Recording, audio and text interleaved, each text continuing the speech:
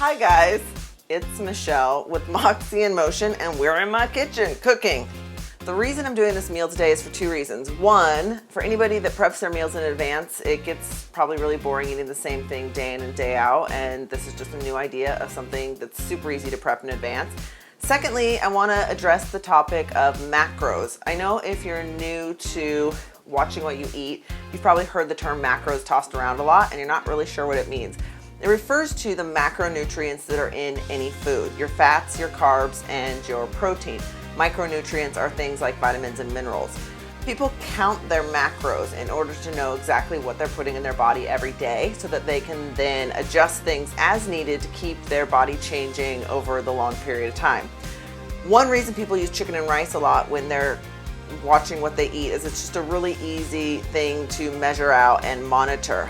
But I'm going to show you how you can make something a little more interesting and still count your macros. So we're going to make this super easy single serving or double servings, however you portion them, buffalo and ground turkey meatloaf. So I have 8 ounces of 7% lean ground turkey in my bowl right now. And I'm going to cut this over the sink.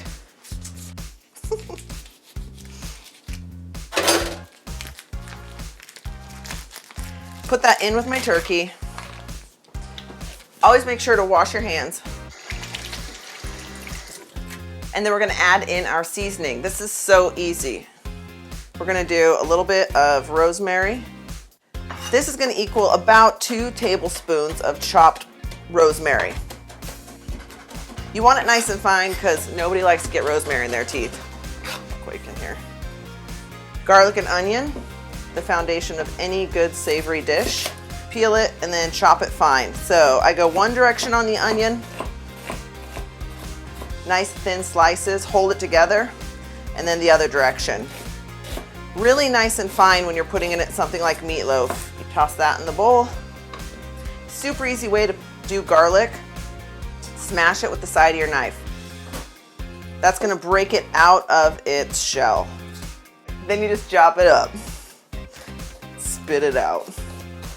Burn through them like rubber. No. All right, garlic, onion, rosemary, meat, smoked paprika. This adds just a little interesting flavor to the background of the meat, and your guests won't know what it is. And then this is going to be for the texture. We've got almond flour and egg whites. People use breadcrumbs a lot of times, but I'm trying to not put any carbohydrates into my meatloaf, so I'm going to do a 1/4 cup of almond flour, and I'm going to do a 1/2 cup of egg whites. The egg whites are going to add a lightness to the meatloaf so it's not super dense and heavy. The almond flour is going to help bind it. If you put the egg whites in there without it, it would most likely fall apart. All right, then just get your hands in there and mush it up.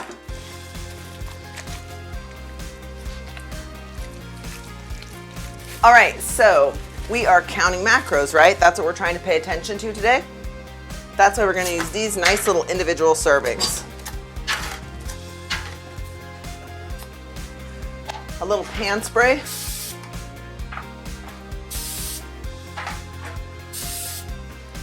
I'm actually just gonna do 2 of these. We're gonna do 2 of these. So we're gonna have 8 ounces in each. After you bake them, you can cut them in half and you're gonna know you have 2 4-ounce portions of your protein.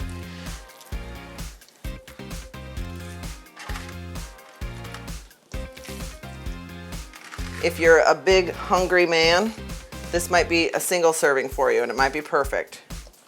So then I'm just gonna pop these on a cookie sheet and put them in the oven at 350 for about an hour.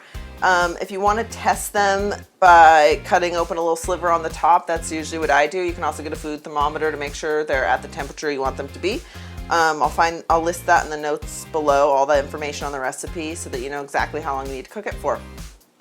All right, so now if you are eating carbohydrates in your diet and you don't want just protein and veggies, which would just be the meatloaf, I'm gonna add sweet potatoes to my meatloaf on the side. If you're paleo, this is an awesome carbohydrate option because it's not a grain. I love sweet potatoes. They are a little bit lower on the glycemic index, so they don't spike your blood sugar as much. We're gonna go ahead and chop these up nice and small so they cook fast. Cut your sweet potato in half like that.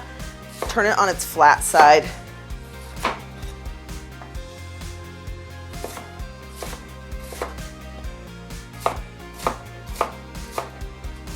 like nice little 1/4-inch cubes. They measure out easily, they fit into a plastic measuring cup, and they cook quickly. Put them on my cookie sheet. Get a little of that fresh rosemary that we had for the meatloaf. We're not gonna put oil on our potatoes, but we are gonna put a little bit of pan spray for 2 reasons. 1, it'll help with the browning, and 2, it's gonna help the seasoning stick to the potatoes. The key here is a generous amount of salt so that they're nice and tasty, and then your rosemary. Now, I will put these in a 350 oven for a little while, but I usually crank the oven up the last 5 or 10 minutes just to get them nice and crispy brown. Makes it feel like you're eating something naughty. All right, there we go. In the oven, 350 until they're tender, then brown them at like 425, 450, and you're good to go. All right, you guys, so we were talking about macros today, so I'm gonna give you the macronutrient breakdown on that dish. So we had the 8 ounces of each meat. It came out to, if you put it into 4 portion sizes, 268 calories, 16.5 grams of fat per serving, 1.5 grams of carbs, and 25.75 grams of protein. So, you know, it's not your leanest dish, but if you're gonna build a whole day of meals around that, that can be your more decadent dish for the day, and then you can go some lean protein on the rest of the meals, and you're good to go.